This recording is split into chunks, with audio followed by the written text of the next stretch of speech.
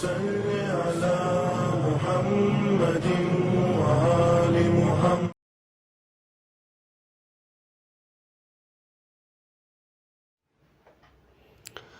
اعوذ باللہ من الشیطان الرجیم. بسم اللہ الرحمن الرحیم. وصلی اللہ علی محمد وآلہ الطیبین الطاہرین المعصومین ولعنۃ اللہ علی اعدائہم اجمعین. اما بعد، قرآنی طرز زندگی کے بارے میں گفتگو جاری و ساری ہے، اور آج اس سلسلے میں صدیقہ طاہرہ سلام اللہ علیہا کی زندگی جو ایک قرآنی زندگی ہے، ہم اسی سلسلے کو آگے بڑھا رہے ہیں. 4 خصوصیت قرآن مجید نے اس گھرانے کی بیان کی تھی کہ یہ نذر کو وفا کرتے تھے، اور معاد اور قیامت کے ہولناک منظر کا خوف ان کے دلوں میں باقی رہتا تھا. وَيُطْعِمُونَ الطَّعَامَ عَلَىٰ حُبِّهِ مِسْكِينًا وَيَتِيمًا وَأَسِيرًا، اور یہ کھانا کھلاتے تھے اللہ کی محبت کے لیے لوگوں کو، مسکینوں کو، اسیروں کو، یتیموں کو، سب کو کھانا کھلاتے تھے. اور اس کھانا کھلانے کے بعد یہ کسی طرح کا شکریہ کے خواہاں نہیں ہوتے تھے، نہیں چاہتے تھے کوئی آ کر کے اس پر شکریہ ادا کرے. کیوں؟ اس لیے کہ یہ جو کھانا کھلایا تھا، اِنَّا نُطْعِمُکُمْ لِوَجْهِ اللَّهِ، اللہ کے لیے چونکہ ان لوگوں نے کھانا کھلایا تھا، لہذا لا نرید منکم جزاء ولا شکورا، نہ کسی جزا کی امید رکھتے تھے اور نہ ہی کسی شکریہ کے خواہاں تھے. ہمارے معاشرے اور سماج میں ایسا نہیں ہے. ہماری لائف اسٹائل دوسری طریقے کی ہو گئی ہے. ہم اولاً تو کسی کے ساتھ کرنا نہیں چاہتے ہیں، اگر کر بھی دیتے ہیں تو پھر احسان جتانے لگتے ہیں. اور قرآن نے صاف کہا ہے کہ ایسا کام نہ کرو جس کی وجہ سے تمہارے صدقات، تمہارے خیرات، تمہارے انفاق سب چیزیں باطل ہو جائیں. یہ چیز اللہ کو پسند نہیں ہے. لا تبطلوا صدقاتکم، تم اپنے صدقات کو احسان جتا کر کے باطل قرار مت دو. اس کا مطلب یہ ہے، حدیث میں بھی آیا ہے کہ جب تم صدقہ دو تو صدقہ کرنے میں جلدی کرو. ایک، احسان جتا کے صدقہ مت دو، اور تیسرے نمبر پر پنہانی میں یعنی چھپا کر کے صدقہ دو. یہ اگر کام تم کرو گے، اس طریقے سے انفاق کرو گے تو یہ الہی انفاق ہوگا. اب آئیے صدیقہ طاہرہ سلام اللہ علیہ کی زندگی میں جو انفاق تھا آپ دیکھیں. جو چیز پسند ہوتی ہے وہ انسان کو اللہ کی راہ میں دینا چاہیے. قرآن مجید کی آیات موجود ہیں.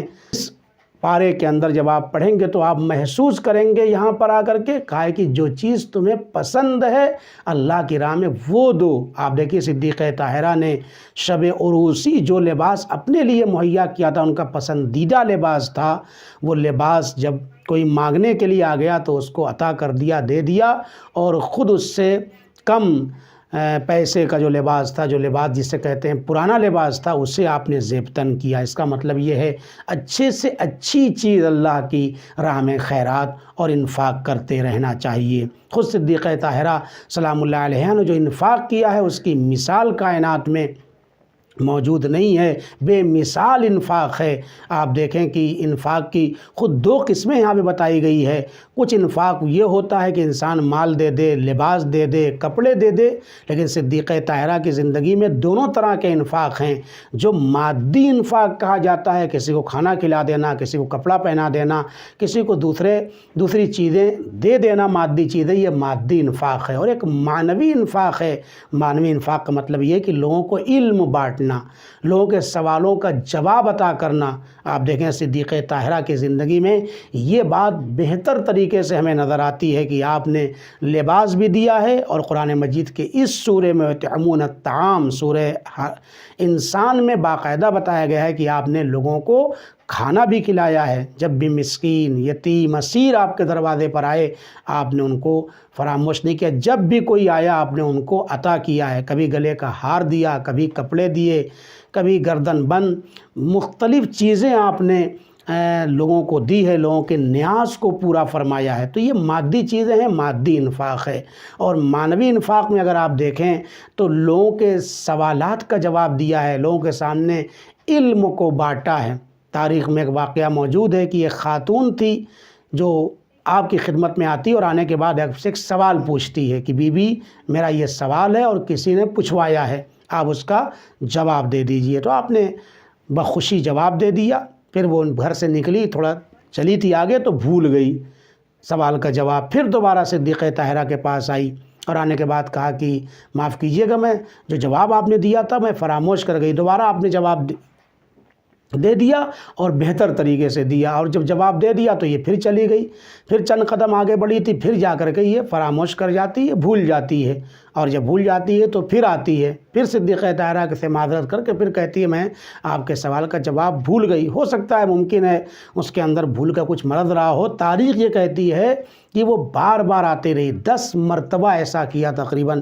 جب 10ویں مرتبہ اسی ایک سوال کو پوچھنے کے لیے وہ خاتون آتی ہے تو صدیقہ طاہرہ سے کہتی ہے مجھے معاف کریے گا، واقعاً میں نے بہت زحمت دی آپ کو، جو الفاظ معمولاً استعمال کرتے ہیں، اور آپ نے میرے اوپر احسان کیا ہر بار جواب دے کے۔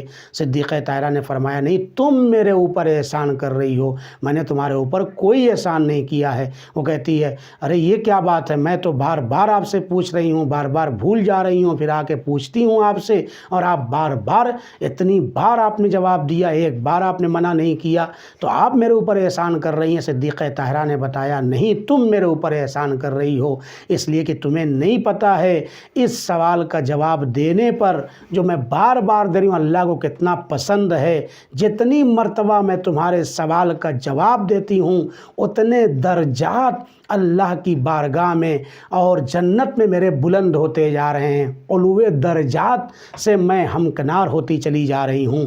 تو یہ میرے اوپر ایک طرح کا احسان ہوا، یعنی میرے درجات کو اللہ بڑھاتا چلا جا رہا ہے۔ عزیزو، ہم اور آپ ہوتے، ہماری زندگیوں میں کیا ہوتا، معمولاً عام طور سے آدمی بگڑ جاتا ہے، ناراض ہو جاتا ہے۔ اسی لیے کہا گیا ہے صرف علم کافی نہیں ہے، علم کے ساتھ ساتھ حلم اور بردباری بھی ہونا چاہیے۔ صدیقہ طاہرہ کے یہاں اس واقعے سے اس بات کا پتہ چلتا ہے آپ نہ صرف یہ کہ عالمہ تھیں، اور عالمہ بھی کیسی تھیں، آپ کے پاس علم لدنی تھا، اللہ کی طرف سے آپ کو علم ملا تھا۔ روایات میں ہے جب ائمہ معصومین جواب دیتے تھے، اگر کوئی آدمی ان سے حوالہ اور ریفرنس مانگتا تھا تو امام جواب دیتے تھے۔ ہم نے اس چیز کو صحیفہ فاطمۃ الزہرا سلام اللہ علیہا میں دیکھا ہے، یعنی ائمہ معصومین کا بھی بہت سارا منبع علم ہوتا ہے، انہی میں سے ایک منبع علم صدیقہ طاہرہ کا علم ہے۔ ان کی لکھی ہوئی، یعنی ان کے علم کو جو صحیفہ فاطمہ زہرا سلام اللہ علیہا میں موجود ہے، وہ ائمہ اس سے مطالعہ کر کے اور اس کو پڑھ کے لوگوں کے سامنے اس کا جواب دیتے تھے۔ اگرچہ ائمہ معصوم علیہ السلام خود علم لدنی کے مالک ہوتے تھے اور ہوتے ہیں، اور ہر امام علم لدنی کا مالک ہوتا ہے، لیکن عظمت بتایا ہے کہ میری ماں فاطمہ زہرا سلام اللہ علیہا کا جو صحیفہ ہے اس میں تمام چیزیں موجود ہیں، لہذا یہ علم فاطمہ کا اندازہ اس سے لگایا جا سکتا ہے۔ لہذا آپ نے سوالوں کا جواب 10 مرتبہ بھی پوچھا تب بھی آپ نے دیا۔ آج ضرورت ہے ہماری زندگیوں میں یہ انقلاب آنا چاہیے۔ اولاً تو ہم سوال ہی نہیں پوچھتے ہیں، اور پوچھتے بھی ہیں تو سوال پوچھنے کا طریقہ بھی ہم کو بہت ساری جگہوں پہ پتہ نہیں ہوتا ہے کہ ہمیں سوال کرنا کیسے ہے، سوال کا انداز کیا ہونا چاہیے، اور پھر سوال پوچھنا ہے تو کس طریقے سے پوچھا جائے۔ اور اس کے بعد اولاً پوچھتے نہیں ہیں، اور دوسرے نمبر پر کبھی پوچھتے بھی ہیں تو سامنے والے کو پھنسانے کے لیے پوچھتے ہیں یا امتحان کے لیے پوچھتے ہیں، اور کبھی کبھی ایسا ہوتا ہے انسان معلومات کے لیے، عمل کے لیے پوچھتا ہے۔ بات آ گئی تو عرض کر دوں، ہمارے سماج اور معاشرے کے اندر آپ دیکھیں کہ سوالات وہ پوچھے جاتے ہیں زیادہ تر جن کا تعلق علم سے ہے، وہ سوالات نہیں پوچھے جاتے ہیں زیادہ کہ جن کا تعلق عمل سے، جبکہ ہونا یہ چاہیے ان سوالوں کے بارے میں زیادہ پوچھا جائے کہ جن کا تعلق ہماری زندگی سے ہے، ہماری لائف اسٹائل سے ہے، کہ ہم کو اس سے معلوم کر کے بہتر سے بہتر زندگی کو بنائیں۔ اگر علم میں اضافہ ہو گیا اور عمل سے اس کا کوئی تعلق نہیں رہا تو پھر کیا ہماری زندگی میں چینجنگ آئے گی اور کیا بدلاؤ آئے گا؟ مثال کے طور پر جناب موسیٰ کی نانی کا کیا نام تھا؟ خوب ایک علمی سوال ہے، ایک تاریخی سوال ہے۔ اگر آپ نے معلوم کر لیا اور علم میں اضافہ ہو گیا آپ کے تو پھر کیا کمال ہو گیا، لیکن اگر نہیں معلوم ہو سکا تو کون سی ایسی کمی رہ گئی کہ جو جس کے اوپر آپ کو عذاب ملنے والا ہے؟ ایسا کچھ نہیں، لیکن ہاں اگر وہ سوالات کا تعلق انسان کی زندگی سے، مثلا ہم بزنس کرتے ہیں، بزنس میں بہت سارے مسائل ہیں، ہو سکتا ہے ہم حرام میں مبتلا ہو جائیں، ہم کاروبار کر رہے ہیں یا ہم نماز پڑھ رہے ہیں، نماز میں وضو غلط ہے یا ہمارے سورے غلط ہیں، تو یہاں پر حرام کام ہو جائے گا۔ لہذا یہاں پر ضرورت یہ ہے کہ جن سوالوں کا تعلق ہماری عمل سے، ہماری زندگی سے اور ہماری عملی زندگی سے ہے، اسے زیادہ سے زیادہ پوچھا جائے، اور ان کا تعلق محض علم سے ہے، اگر اس کو نہیں بھی پوچھیں گے تو بہرحال کوئی بہت بڑی پریشانی آنے والی نہیں ہے۔ لہذا یہ قرآنی زندگی ہے۔ فَاسْأَلُوا أَهْلَ الذِّكْرِ إِن كُنتُمْ لَا تَعْلَمُونَ، قرآن خود آگے کہتا ہے ہاں، لیکن ہر ایک سے نہ پوچھنا، ہر ایک کے پاس مت چلے جانا، یہ بھی ایک مشکل ہے۔ ہم کبھی کبھی جب بہت خاص مسئلہ ہوتا ہے تو بہت آگے اوپر جا کے پوچھنا چاہتے ہیں، اور جہاں سوچتے ہیں کہ ہمیں عمل زیادہ نہیں کرنا ہے تو بہت چھوٹے لوگوں سے پوچھ لیتے ہیں کہ اگر غلط بھی بتا دے گا تو کیا کرنا ہے، ہم نے تو پوچھ لیا تھا سامنے والے سے اور ذمہ داری اس کی ہو گئی۔ ایسا نہیں ہونا چاہیے عزیزو۔ فَاسْأَلُوا أَهْلَ الذِّكْرِ إِن كُنتُمْ لَا تَعْلَمُونَ، اہل ذکر سے مراد کون ہیں؟ صدیقہ طاہرہ ہیں، اہل بیت اطہار علیہم الصلوۃ والسلام ہیں۔ لہذا ہمیں ان افراد سے سوال کرنا چاہیے، اور پھر ان کے بتائے ہوئے راستے پر جو علماء، فقہا، مراجعین، دیندار مذہبی لوگ، پڑھے لکھے لوگ، دین شناس لوگ، دیدار لوگ اور دین کی معلومات رکھنے والے ہیں، آپ ان سے اپنے اپنے سوالوں کو لے جا کر کے پیش کیجئے، انشاءاللہ آپ کو قانتے اور قانے کنندہ جواب ملے گا، تو انسان کی زندگی میں بدلاؤ آئے گا۔ چونکہ روایات میں یہ بھی آیا ہے السوال نصف العلم، اگر انسان سوال کرتا ہے نا تو خود سوال کرنا ہی آدھا علم ہے۔ جب انسان سوال کرے گا تو اس کی معلومات میں اضافہ ہوگا، اور جب معلومات میں اضافہ ہوتا جائے گا تو اس کی معرفت بھی بڑھتی چلی جائے گی، اور جب معرفت بڑھتی چلی جائے گی تو اس کی عبادت کا معیار اور بڑھتا چلا جائے گا، اور اس میں ثواب میں اضافہ ہوتا چلا جائے گا، اور انسان کی زندگی ایک قرآنی زندگی قرار پائے گی۔ والسلام علیکم ورحمۃ اللہ وبرکاتہ۔